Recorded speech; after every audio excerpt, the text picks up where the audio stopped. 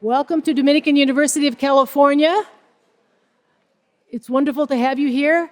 I'm so happy to see our students in the hall as well. I wonder if this is the first time you've come to the Leadership Lecture Series in partnership with Book Passage. Could I see some hands? This is your first time? Get out of here.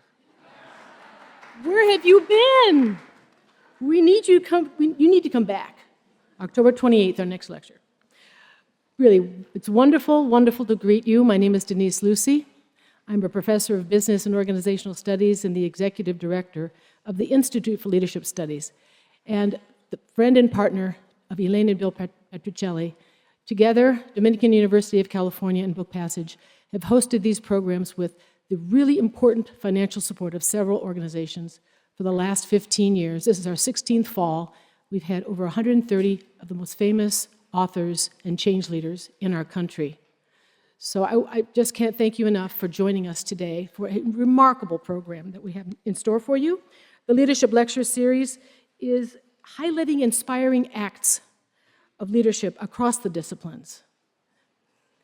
And we want to make sure that we thank our supporters. The lead sponsor for our program is Fairview Capital. Fairview Capital is a wealth management and investor advisory firm headquartered here in Greenbrae. Founded in 1995 by Andy Matheson, Fairview Capital currently manages more than $2 billion for individuals, trusts, retirement plans, foundations, and endowments. The firm provides a high level of ethical and personalized service that encompasses both investment management and financial planning, and the Fairview team is committed to delivering results that help their clients prosper and achieve their financial and life goals. And they are also proud to be supporters of nonprofit organizations here in Marin County, and they have an extensive volunteer program. Without Fairview Capital, our program wouldn't happen. Would you please thank Fairview Capital for supporting our program?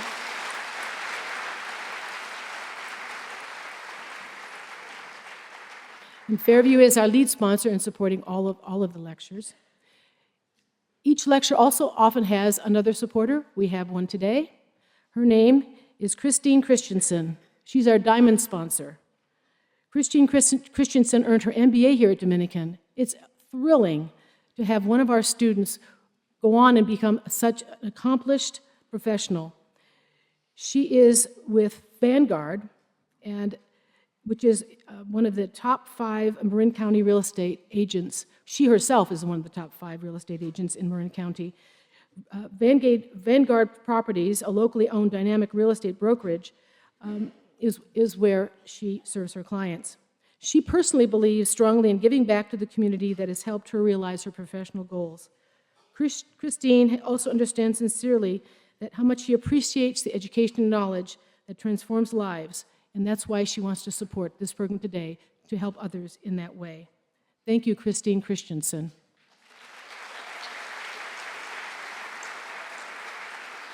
So, without further ado, I'd like to introduce Andy Matheson, the founder and CEO of Fairview Capital, to introduce our guest, Malcolm Gladwell. Andy? I'm privileged to welcome our guest this afternoon, New York Times bestselling author Malcolm Gladwell. Gladwell is the author of 5 New York Times bestsellers: The Tipping Point, Blink, Outliers, What the Dog Saw, and David and Goliath. He is the host of the podcast Revisionist History and is a staff writer at The New Yorker. Previously, he was a reporter with The Washington Post, where he covered business and science, and then served as the newspaper's New York City bureau chief. Gladwell was born in England, grew up in rural Ontario, and graduated from the University of Toronto Trinity College with a degree in history. I also happen to know he's quite an accomplished middle-distance runner. Currently, he lives in New York. Please welcome to the stage Malcolm Gladwell.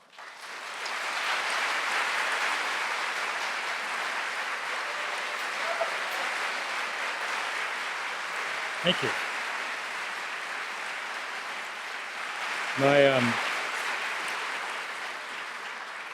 A pleasure to be here. I am here in paradise. I don't know how you guys do it, because the thing that sustains those of us who live in places like New York City is the knowledge that one day we'll be able to live somewhere nice. But you guys can't do that because you've already maxed out. And I don't know how you get the motivation to get up in the morning. So I've written this book. Sorry, it's hot up here. I thought it was going to be cold because everyone always air conditions everything, but not here. I've written this book called Talking to Strangers, which I think you're all getting a copy of. And it deals with a variety of different topics and questions and themes. And what I thought I'd do with my time today is just talk about one of the ideas that runs through the book and is pretty central to it. And it's a paradox. And I thought I would just explain the paradox to you a little bit. This actually, I began thinking about this very, very early on when I was sort of rooting around for what to write my next book about. As you'll see when you read the book, it begins and ends with the story of Sandra Bland. But even before I thought that Sandra Bland's story would serve as the centerpiece of my book, I had been exploring a number of different themes. And I want to tell you the story of how I came to be fascinated by one particular question, this paradox. When I am trying to figure out what my next book is going to be about, I read a lot, obviously, and I've come to believe that memoirs, autobiographies, are an extraordinarily rich source of material, but not all autobiographies. Think of this as two axes. One axis is interestingness, where boring is on one end and fascinating is on the other. And the other axis is the degree of constraint that the author feels about talking about his or her experiences. So at one end is constrained, and the other end is unconstrained. Now, you don't want to read the memoir of the person who leads a super, super interesting life, but is constrained. So if you're President of the United States, you've had an incredibly interesting life, but you can't actually share any of the interesting parts with the audience because you were President of the United States. Like, it was classified, or you have ongoing relationships, you have to protect your position, blah, blah, blah. So that's in the interesting, constrained quadrant. You avoid those. Similarly, there are people who are totally unconstrained in what they could talk about. And you want to read their books, but you don't want to read their books if they have led boring lives. Very often, people who have led boring lives are unconstrained precisely because they have led a boring life. And so what you really want are books in the middle, books that are where the person is interesting enough that you want to listen to them, but who are not so important that they are constrained, right? You want the relatively obscure book. That's what you want. So I began to read relatively obscure books, and it struck me that the epitome of the book in the exact center of this particular graph were memoirs by middling bureaucrats. And the best example of this were memoirs by middling former officers of the CIA. Because it occurred to me, I don't know if you realize this, but it seems like it's impossible for someone to retire from the CIA if they have held a middling position and not write a memoir. There are just shelves of them. And I became quite attracted to this particular subgenre of memoir. And so I read one, for example, by a guy who was the former general counsel of the CIA, which is to my point. We've all heard of the general of the CIA. Have you ever heard of someone in the general counsel's office of the CIA? No, you haven't. So that person is incredibly unconstrained. No one's heard of him. I can say what he wants, right? And sure enough, when I read this book, which I actually believe I'm the only one who read this book. I read this book, and there, like on page 58, this story is like, you're like, holy mackerel. Like, I can't believe. I actually got a whole episode of one of my podcasts for revisionist history out of this thing that happened on page 58. Anyway, so then I was like, this is super exciting. And I began to work my way methodically through the memoirs of middling CIA retired bureaucrats. And I read a book, I came across a book by a guy named Brian Littell. And Brian Littell used to run the CIA's Latin American desk. And it's exactly in that sweet spot. And so in particular, he told in the middle of this book a story about two people, a guy named Florentino Aspiaga and a man he referred to only as the mountain climber. So naturally, I read this, and I immediately went down to Miami to meet Brian Littell. He's retired, lives in Key Biscayne, charming, well-educated, very, very, very impressive guy. And so I said, I've come here, Brian, I want to talk about the story you tell about Florentino Aspiaga and the mountain climber. Can you tell me more? Because it was clear you were leaving stuff out. And he was like, no, I can't tell you anymore. Because he said, you'll have to ask the mountain climber. I was like, okay, well, where can I find a mountain climber? He was like, I can't tell you. So I became obsessed with finding the mountain climber, naturally, as one would. Now, I have to say that I'm not a very good investigative reporter. It's just not my thing. I don't have, investigative reporters, when they're really good, they're like obsessive and whatever. I'm not obsessive. But I decided that on this particular instance, I would be obsessive. And I was going to, do whatever I could to find a mountain climber. So for 18 months, I searched for the mountain climber. And finally one day, and I should say, I'm going to give a little aside here. This is I'm about to name drop on an unparalleled level, and forgive me. This is the biggest name drop basically anyone could do. One day, I got a call on my phone. And you know how when you get a call sometimes on your phone from a blocked number, it says unknown number, right? Okay, what you don't know, I don't think, is that there's another level beyond that, where it doesn't even say unknown number, it just says like nonsense, right? And that's when you're super, super, super deep in the black state. That's what happens. Anyway, one day I look at my phone and I see I'm getting a phone number and it's this mishmash of something. I've never seen it before. I'm like, oh my goodness, who is this? And I pick up the phone and I hear, Malcolm? I go, yeah. Barack Obama. So, I'm not going to go on. That's an interesting story. That's another time. The point is, so then a week passed, my phone rings again, and I see the same scribble, and I think, Rock's calling me again. So I answer really excitedly, and I hear a totally different voice. Malcolm Gladwell? I go, yeah. I hear you've been looking for me. It's the mountain climber. So, who's the mountain climber? Mountain climber turns out to be this totally legendary CIA operative. If you were in the CIA in the day and you were on the clandestine side of their operations, you worshipped the mountain climber.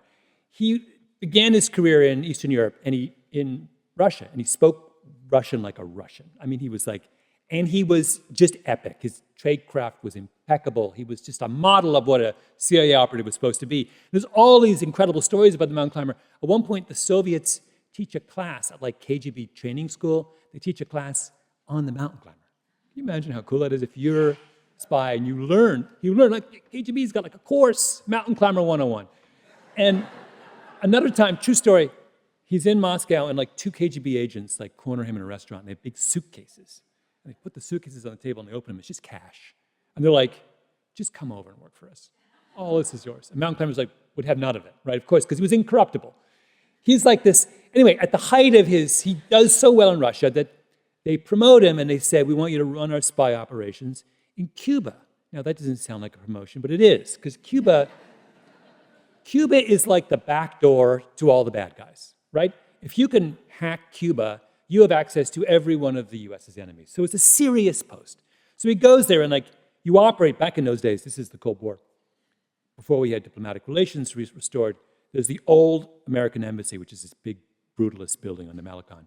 And we had what we called the American Interest Section, which was basically 30 CIA officers under the Swiss flag. And he's sent to run the show. And at that point, the CIA presence we were in trouble. We didn't have a good network of spies, and Mountain Climber's job was to rebuild the network. And he goes in there, and that's exactly what he does.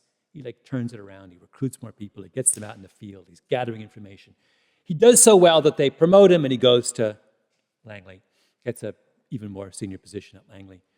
And one day, he gets a call. And the call says, Mountain Climber, you have to go to Frankfurt right away.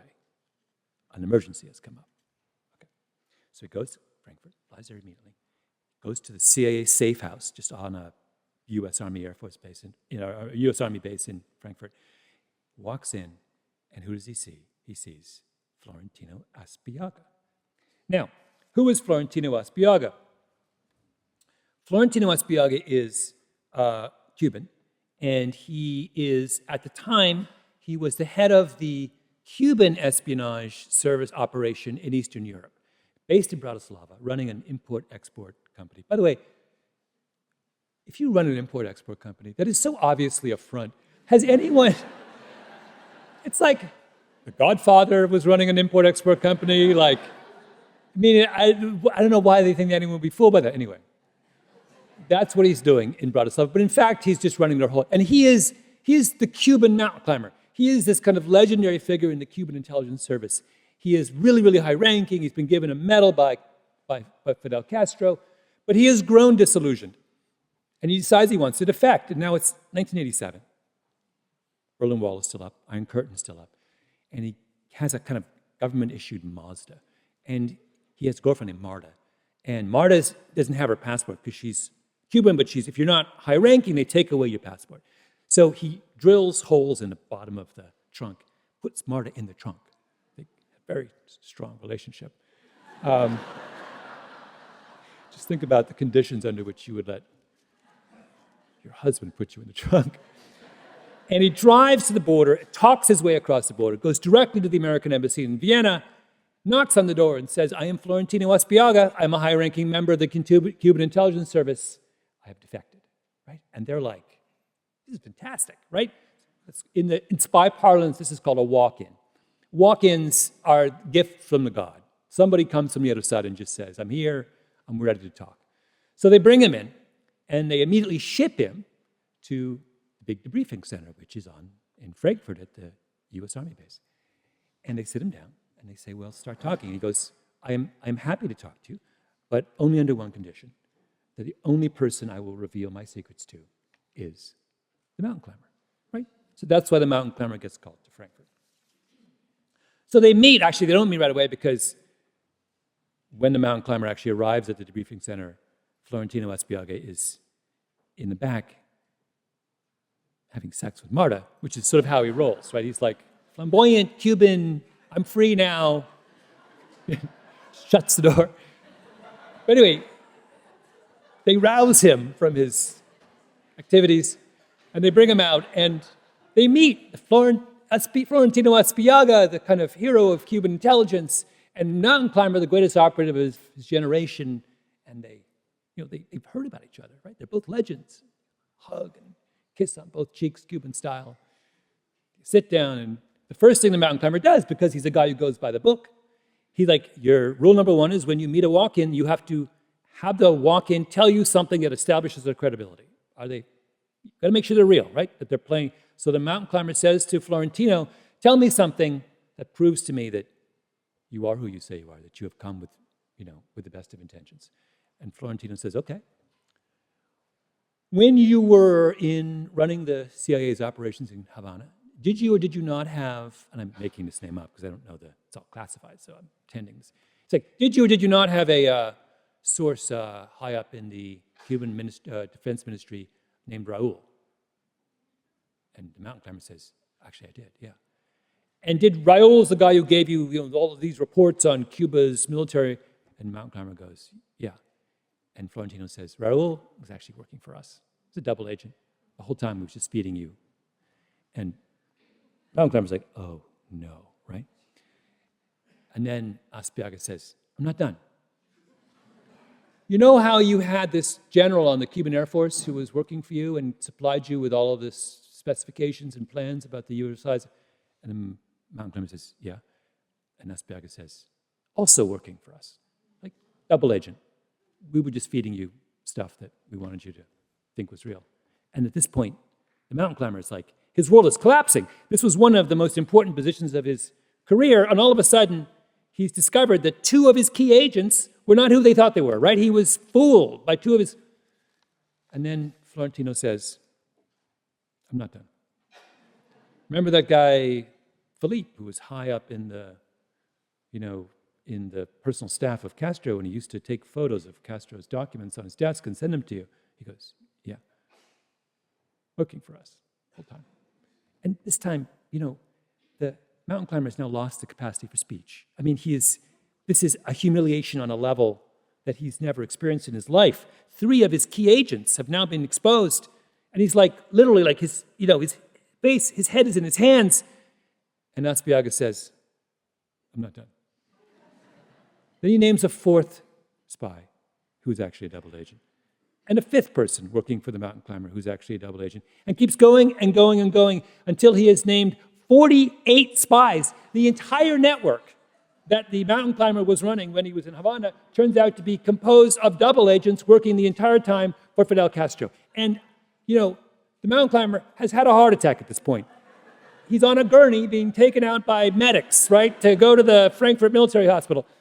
So they go to Langley. They get on an Air Force plane and they go immediately to Langley and they sit down with Langley and they tell the same story. And Langley realizes this is one of the worst breaches of U.S. intelligence in a generation. I mean, this is epic. We thought this was the country we thought was giving us this extraordinary view of, backdoor picture, a window into everything our enemies are doing. And the whole thing was fed to us. We took hook, line, and sinker from Fidel Castro. And then it's worse. Castro finds out that Aspiaga has defected. So he rounds up all of these 48 double agents, and they go on a whistle-stop tour through Cuba. And they have big shows where he brings them all on stage, and they all tell hilarious stories about all the lies they told the Americans. And then Castro releases on Cuban television a documentary which reveals that the whole time this double agent operation had been going on, the Cubans had been filming it like a reality TV show, right? Real world Havana, essentially. They'd been filming the whole thing to the point also, and the thing that really, really got the CIA embarrassed was the sound quality was incredible. So that, which is, if you're in the audio business as I am now, you realize that means that the Cubans knew in advance where the Americans were meeting, and they would bring in their professional sound guys to wire the room, just so they would get the highest quality audio, right? It runs on Cuban television. It is an embarrassment on an epic, unprecedented scale. Now, let's think about the story for a moment. So I've told you a story about a deception, and the world is rife with stories of deception. So in one sense, this is not surprising. But in another sense, it really is surprising, right, if you think about it. First thing is, when we think about who is typically deceived in society, we generally tend to think of people who are in some way compromised, the vulnerable, the elderly, the unsophisticated, the uneducated, the easy mark is the person who is deceived. But in this case, the person being deceived is not an easy mark. It's the CIA, the most sophisticated intelligence service in the world. And more than that, it's the mountain climbers. It's their best person is deceived, right? This is someone who is entering into the espionage game in the full knowledge that somebody out there is trying to deceive them. There's no naivety here. They know what's going on, and yet the wool is totally pulled over their eyes.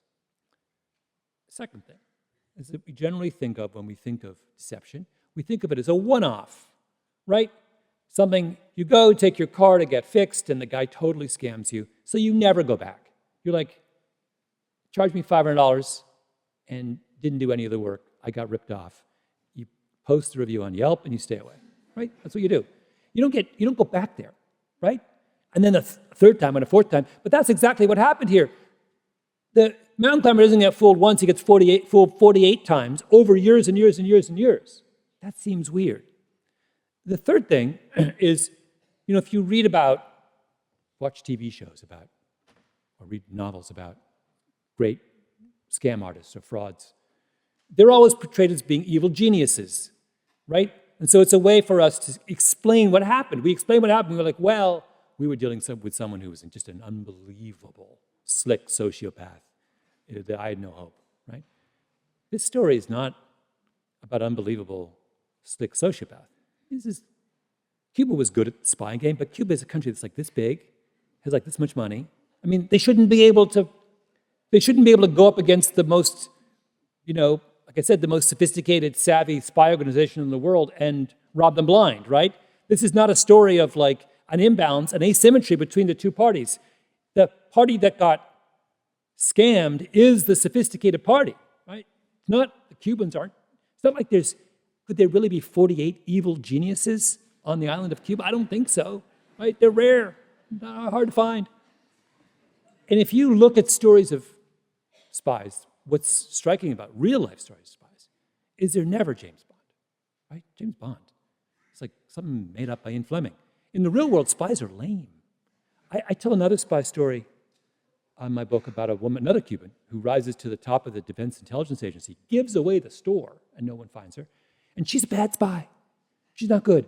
When they capture her finally, which they, by some stroke of good fortune, after 10 years of giving everything she learned every night to her Cuban handlers, they find the codes that she used to communicate with Havana in her purse. Who keeps their codes in their purse? This is not slick. This is like me carrying around, like, Malcolm, I have your wallet. You know what I found in your wallet aside from your credit card and your money? All of your passwords. That's the same. It would be on that level. It's like, yeah, I carry them around with me because I never know when I'm going to need them. No, you don't do that. And then they search her apartment. You know where they found the radio that she used to communicate with Havana? In a shoebox in her closet.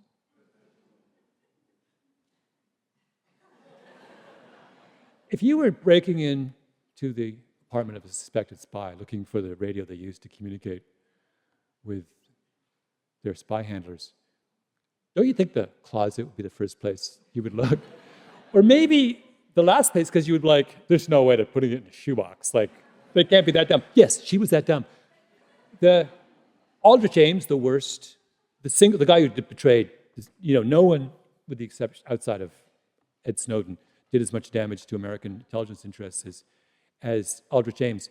Aldrich Ames was a drunk, was really bad at his job. He kept on getting terrible performance reviews. And when he gets into severe financial trouble, starts to spy for the Russians, and they start giving him lots of money. And what does he do with it? He just starts spending it. He's like GS10. Like, he's like not making a lot of money, middle level. Well, actually, had risen quite high at the CIA. And all of a sudden, he starts showing up in like luxury German automobiles and dressing in like fancy Italian suits. And then my favorite detail is always, in stories of Aldrich Ames, my favorite detail is always they talk about how he got his teeth capped, which is presented as a remarkable fact that no self-respecting CIA officer would do, which should have been a tip-off. He had shiny, even teeth. Guy must be on the payroll. The point is, he does not go out of his way to hide the fact that he's suddenly flush, right? And you're working in the Soviet counterintelligence for the CIA, and all of a sudden you move from a Hyundai to like a BMW 5 Series. And this guy is not all that bright, right? They're never that bright. That's why this whole thing is so mysterious. The narrative of deception that we think we have, which is all about unsophisticated people being fooled once by evil geniuses, is totally not what is happening here. The opposite is happening. Now, you might say, okay, that's spies. The world of espionage is its own weird thing. That's not the way the real world works. Wrong. That's the way the real world works. Bernie Madoff. Who was fooled by Bernie Madoff? Is my mom fooled by Bernie Madoff? My mom who doesn't know how much money is in her bank account? I mean, I'm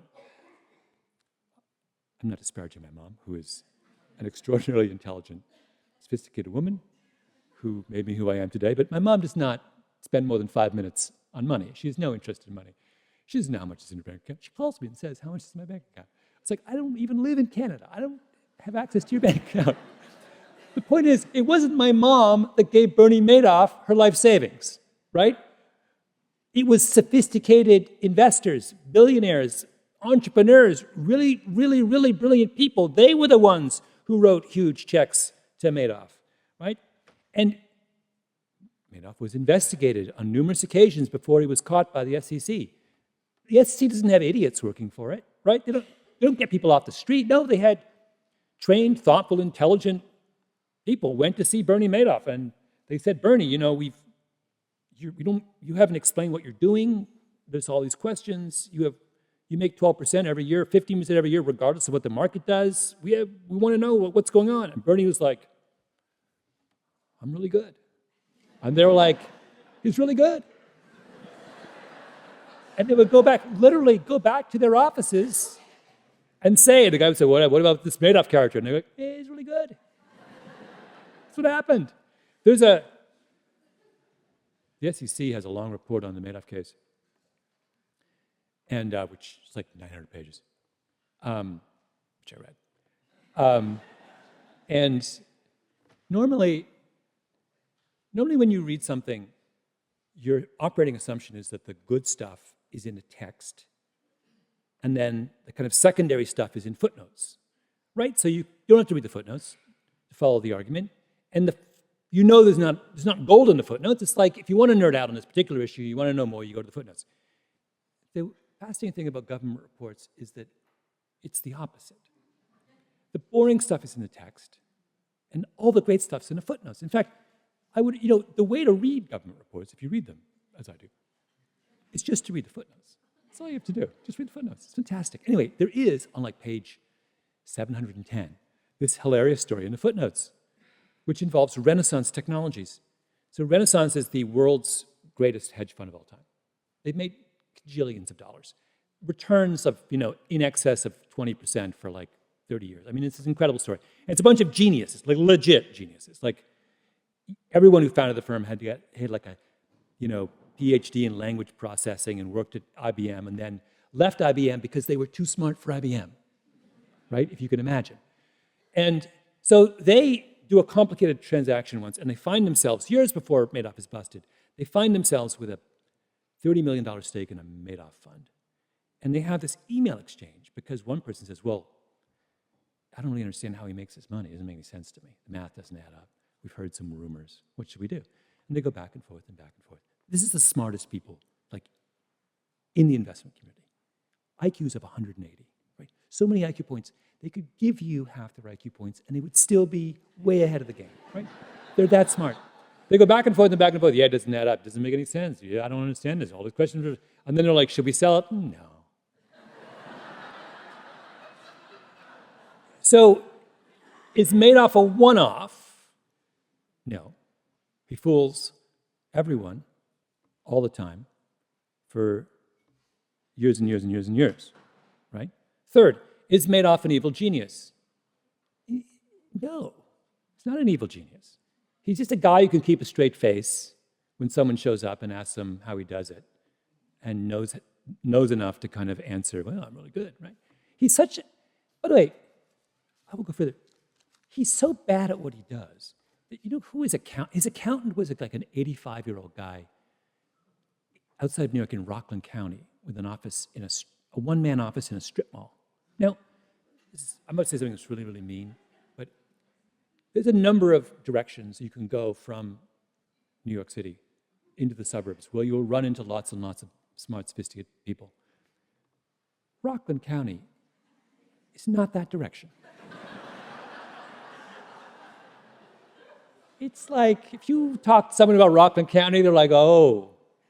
So Bernie's running a $50 billion hedge fund, and his accounting firm is not a firm, it's a dude who's 85 and is operating out of a strip mall in Rockland County. Like, this is not an evil, if I'm an evil genius, I don't have like Joe Schmo in Rockland as my accountant. I mean, it's embarrassing how bad Bernie was this. But Bernie, by the way, remember, Bernie didn't get caught. Bernie turned himself in. So for 25 years, he worked this scam to the tune of many, many billions of dollars with Joe Schmo on the prospectus. Accounting, Joe Schmo, Route 9A, Rockland County. Like, what? I could go on. But I do go on in my book and give numerous examples of this. I won't go into details, but I have a long chapter on the Larry Nassar case at Michigan State, which involved everyone being fooled by this guy who was there for years and years and who it's the exact same story. Who was fooled? Sophisticated people were fooled. Like this is a mother who was a medical doctor herself, who takes her daughter, who is a gymnast, young gymnast, to be treated by Larry Nassar, and she's in the room, and she says, this is what she says years later, "I remember out of the corner of my eye seeing what looked to be potentially an erection, and I just remember thinking, that's weird, that's really weird, poor guy. Thinking like that would be very strange for a physician to get an erection in a patient's room while giving her an exam. But at the same time, when you're in a room and he's doing this procedure, you think he's being a good doctor and doing his best for your child." Right? Is she dumb? No, she's not. Is she a bad parent? No, she's not. Is she negligent? No, she's not. Is she willfully blind? No, she's not. Does she not have her child's best interests at heart? She absolutely does. She's exactly like everyone else in this. She's just like the mountain climber and like the SEC and the guys at Renaissance. She just can't see it.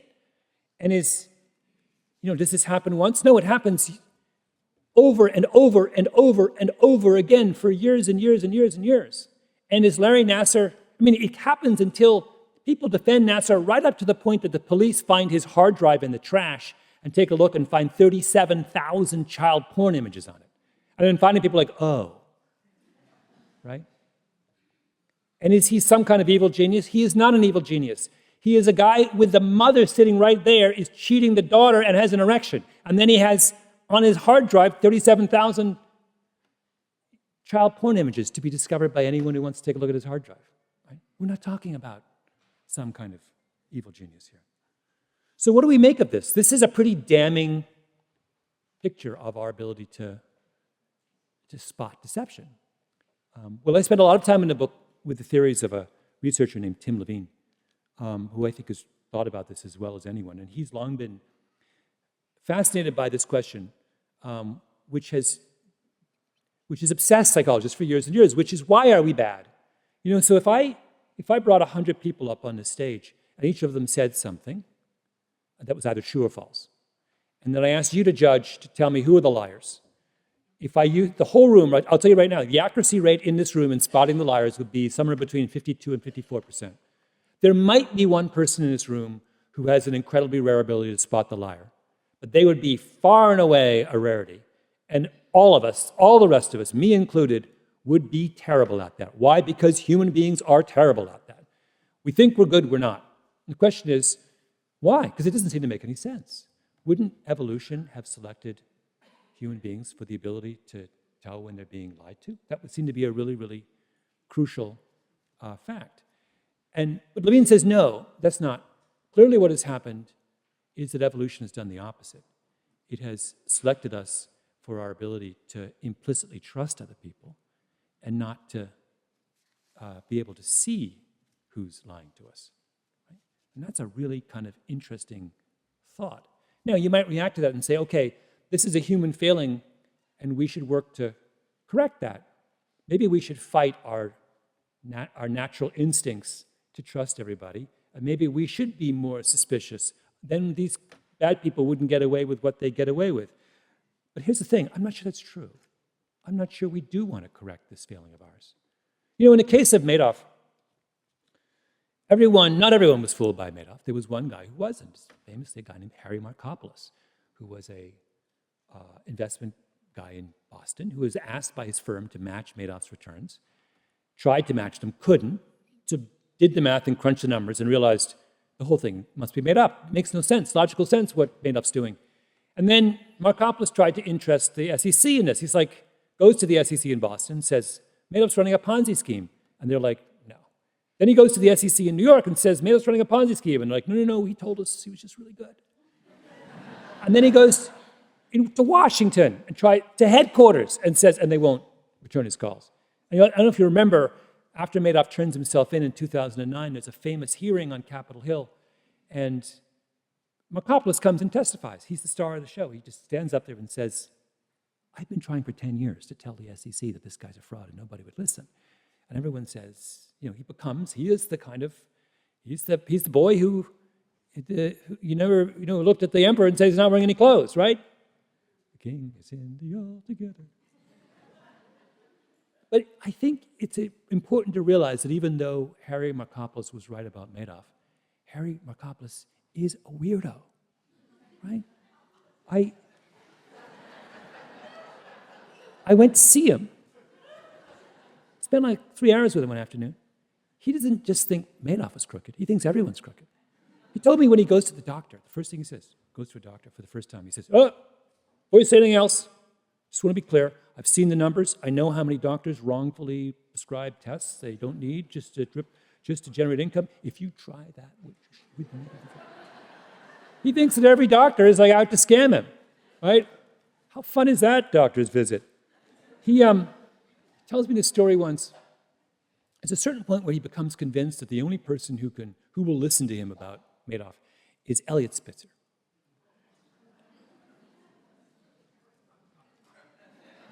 And Eliot Spitzer's coming to Boston to give a speech. It's when he's Attorney General of New York.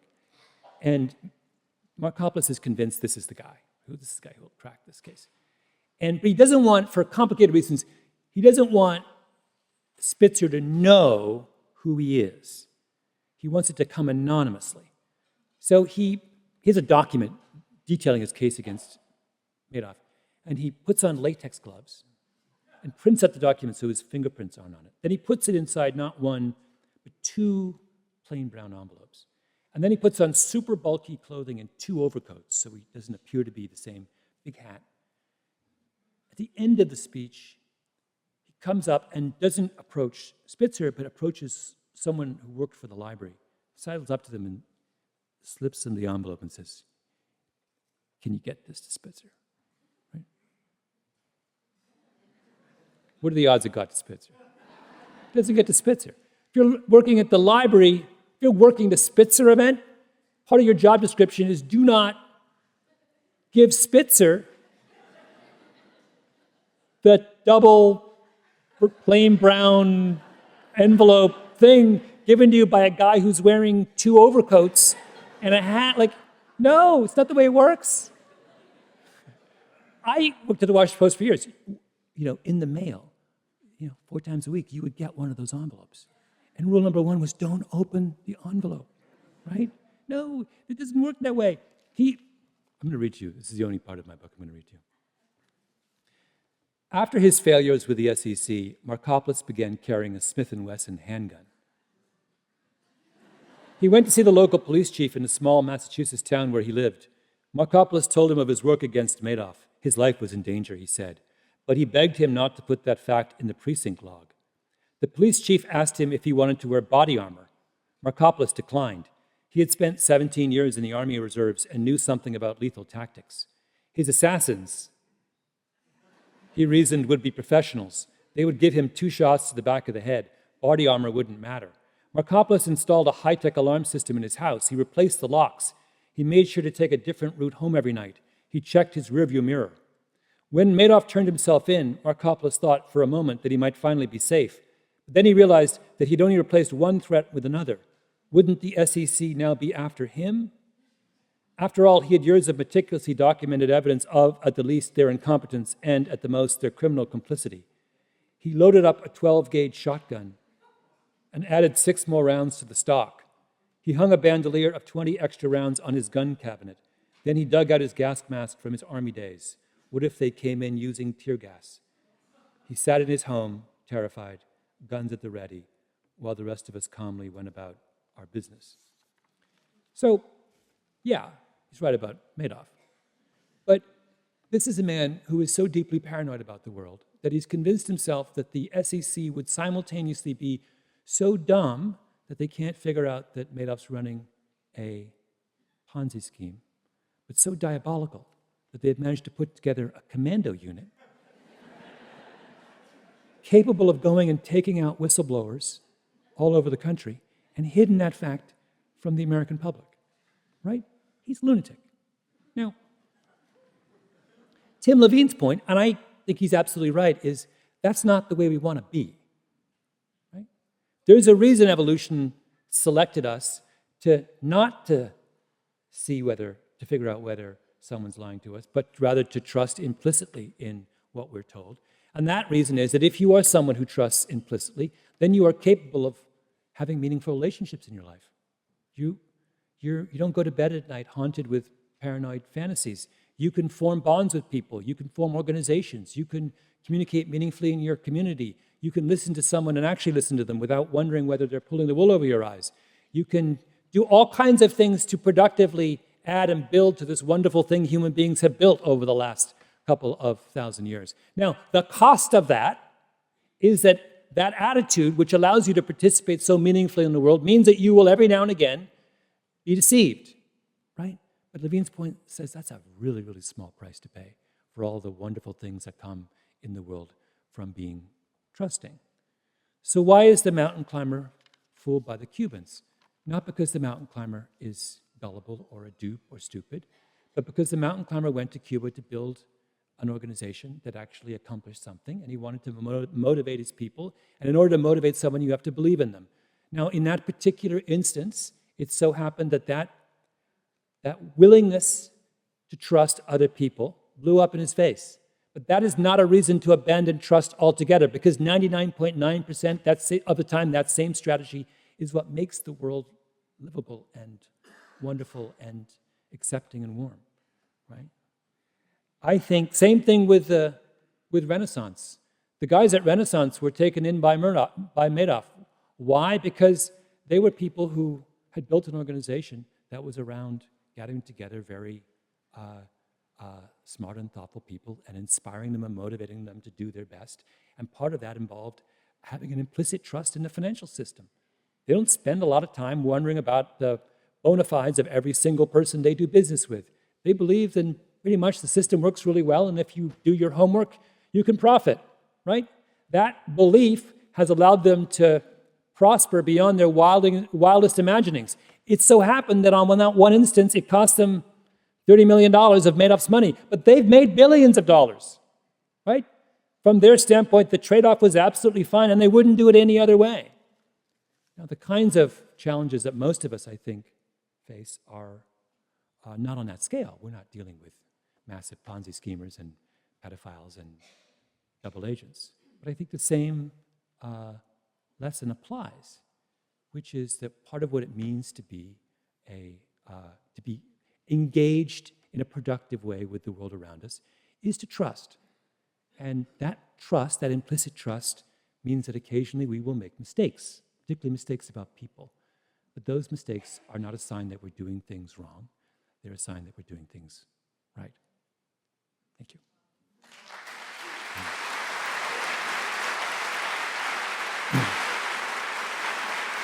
Now,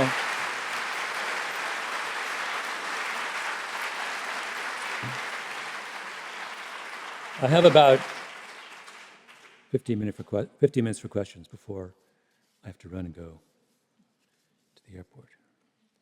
But I have some questions here. I'm going to go through them and try and give lucid answers to these questions. They're all very good. They all require me to actually think.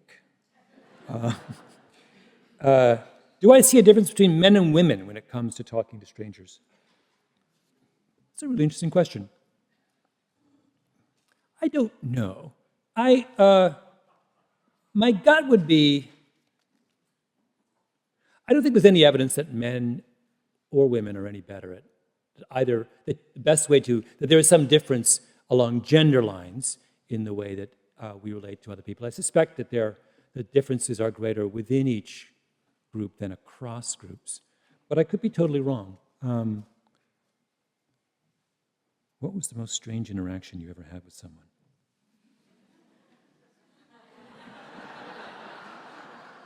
Maybe right now. Hold on. Oh, a question about, is there a specific moment or event and here's one. What was the tipping point after which you knew you were going to be the writer, thinker that you became? Well, I never had a plan. And I always think that people overvalue plans because you never know what's going to happen. And I always just kind of went with the flow. And when I look back on my life, I'm always struck by how much randomness there is in the choices I made. I really wanted to be, I had in college, 3 goals. I thought maybe I would be a lawyer. Then I thought, well, maybe I'll go into advertising. And then I thought that I really wanted to be a real estate developer. None of those, I realize that's a dirty word in this part of America, but none of those panned out. I couldn't get a job in advertising. Real estate developing is quite difficult, turns out, although you can get elected president. And law school, I kept on thinking I was going to quit my job and apply for law school, and I just never got around to it. But then I did, as you know, some of you who listen to Revisionist History, my podcast, will know that I took the LSAT in February with my assistant. I had a contest with my 24-year-old assistant. We went mano a mano, both took the LSAT, and to see who would do better. And I'm not going to ruin it for you. You should find out. What happens when, like, an old guy, like me, goes up against a really smart 24-year-old in a standardized test. And then we went afterwards. I had all kinds of feelings about the experience. And then we went to see the folks who administer the LSAT, which is in itself another interesting experience. And because I was really, this is what the episode's all about.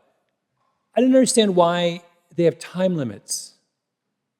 So if you're going to be a lawyer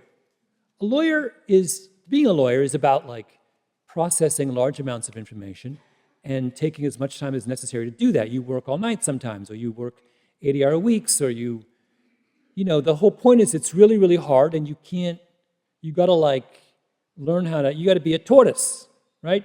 Slow and steady. But then the LSAT is all about, they give you a ton of questions, and then they give you 35 minutes for each section. And with the full understanding that you're going to run out of time unless you race really fast. And then when I did my LSAT prep, which I did, all of my tutors said the same thing, which is no, you don't have time to read the whole packet.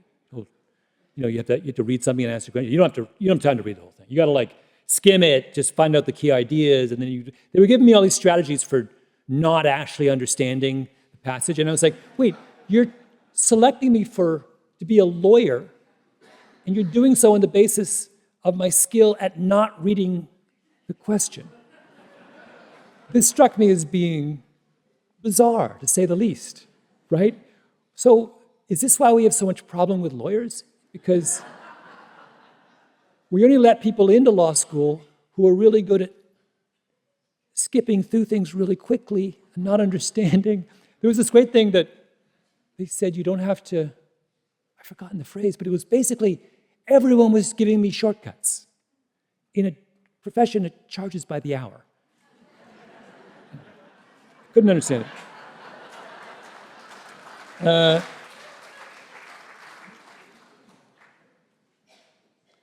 So someone says they saw me speak a couple years ago, where I swapped out my prepared remarks for a brand new speech synthesizing the Golden State Warriors, Civil War generals, and other supporting history. I don't remember doing this, but I am dazzled by that performance. Did I really do that? That's amazing. I have no memory, which is a very good thing in many ways, because it protects me. If you have a really good memory, I always think people with good memories, their lives are a living hell. Because all of us repeat ourselves all the time. That's what we do. But if you have a great memory, then after you repeat yourself, you're like, oh, I've told that story 17 times. And I don't know how I would live with that. Me, I don't know what I said yesterday. I feel free to kind of go on and on and on. So apparently I gave this speech. I would love to hear it. Sounds fantastic. How do my book themes come about? What's usually my inspiration? What is my writing process like? Okay. Well, I've told you that I like to read memoirs that fall into that precise quadrant, that place where the optimal point along the interestingness curve and the constrained curve. But I also spend a lot of time, people will the fascinating and lovely thing about human beings is that human beings, charmingly, are most interesting about the things they don't realize they're being interesting about, right? So you talk to someone who does some job. I was chatting with this guy I was at some event, and I was chatting with a guy who worked for Microsoft, and he ran their energy unit. And I was like, Microsoft has an energy unit? He goes, yeah. Microsoft uses perhaps more electricity than almost any other company in America. In fact, and I think when you realize, oh yeah, it makes sense because they're running all these servers. And he said, you know how much Microsoft, Google, and Amazon combined spent $120 billion last year on servers, on like running their server farms. $120 billion. So I realized, talking to this guy, like, so he's the guy who writes those checks. I was like, I told him, I said, if you made a list of everyone in the world by the size of the checks they write, you got to be like top 3. I mean, there's some Saudi prince probably at 1, and then, Jeff Bezos wrote a large number to his wife, so maybe he's at 2. But after Prince whatever and Bezos, it's you. You must have writing $10 billion checks. He's like, yeah, I write large sums of money. And then I started talking to him about servers, and to him it was like, yeah, another question about servers. It's like, okay, I was, I'll indulge you for 15 minutes. And I was like, oh my God, it's so interesting. Where, it's like, all things being equal, where would you put a server? I asked him. A server farm. He's like, oh, Quebec, of course. I was like, I didn't know that. He says, it's got to be cold. Electricity's got to be cheap. Quebec. Also, Sweden. And then he said they made a big mistake. This is my favorite fact. In the 80s, all the big tech firms went to Ireland and set up huge operations there because Ireland had a lot of event, young population, well-educated, close to Europe, cheap, blah, blah, blah. But now, there's all these servers, and the servers in Ireland now use up 25% of the Irish electrical output. So the Irish are like, oh my God, all of our electricity is going to Google. It's like they're taking it all. It's like trending upwards, and you can't move it. It's this long, complicated thing. Anyway, my point is, people like that. He doesn't realize that all that stuff is fascinating, totally interesting. And that's the great thing about being a reporter, is that a journalist, you can ask people questions, and you can be, even when they think they're being boring, you can be totally fascinated.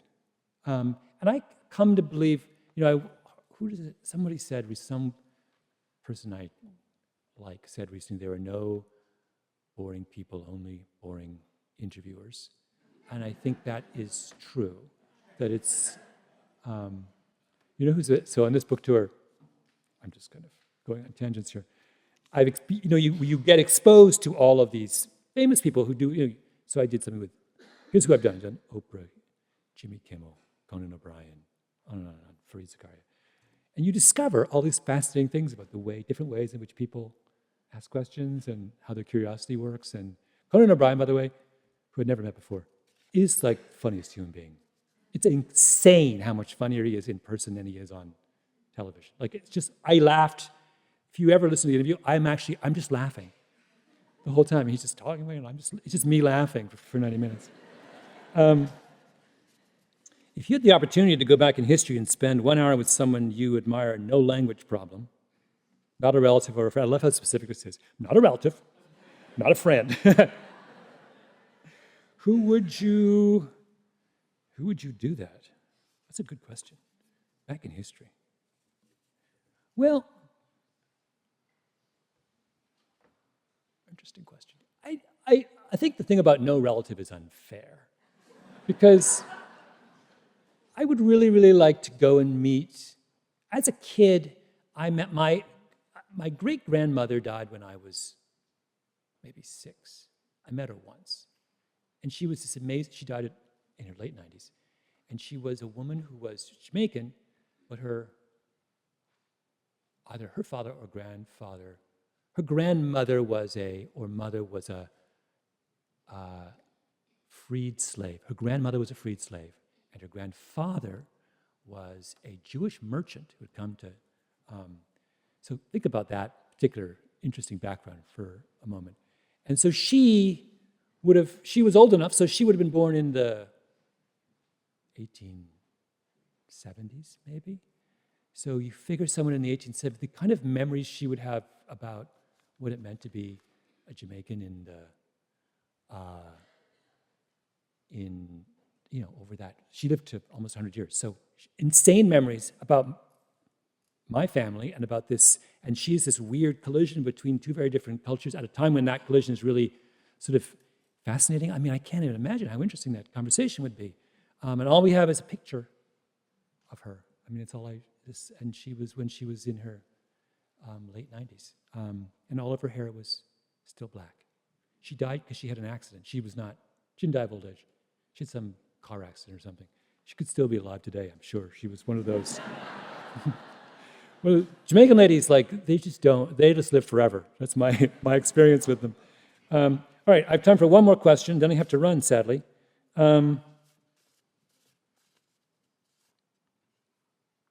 Why is history an important part of a person's education? Well, I could say the cliche, if we do not remember history, we are doomed to repeat it. But I feel like we repeat it even when we do know it. I don't think I'm kind of losing my confidence in that particular cliche. But I do think history teaches you this really important thing, which is that, and journalism does the same thing, but history even better, which is there are many, many different ways to look at a problem, and virtually all of them, most of them have merit. So never assume, and I do this in my book. I, for example, have a chapter in my book which is about the Stanford rape case involving Brock Turner. That was a big deal in this part of the world 2 years ago. And I examined the whole issue through the lens of alcohol. And because I believe that was a perspective that was missing from our initial reaction to it. And the reason I did that and the spirit in which that is done is not to suggest this was all about alcohol. But when something happens that is that kind of socially meaningful and powerful and painful and traumatic, I think it's really important to walk all the way around the issue and try and look at it from as many different perspectives as possible. And to understand that this is events of that nature, sexual assaults being a very good example, are complicated precisely because you cannot reduce them to single dimensions, right? You can't sum them up in 2 sentences. You can't, and any attempt, you can't debate them on Twitter. You can't do any of those things. What you have to do if you want to come to a full and human understanding of what happens in those situations is to be patient and to be willing to put on many different sets of spectacles when you try to understand what happened. And that's the spirit in which I wrote that chapter. But that's the spirit of history, right? The reason we keep writing books about the Holocaust, for example, is not that people are repeating themselves. It's because an event of that dimension deserves 1,000 different books on it. Because every time history changes or every time someone adopts a different perspective, they see something new and valuable in it. So that's would be my answer of why history is important. Anyway, thank you all for coming. Enjoy my book.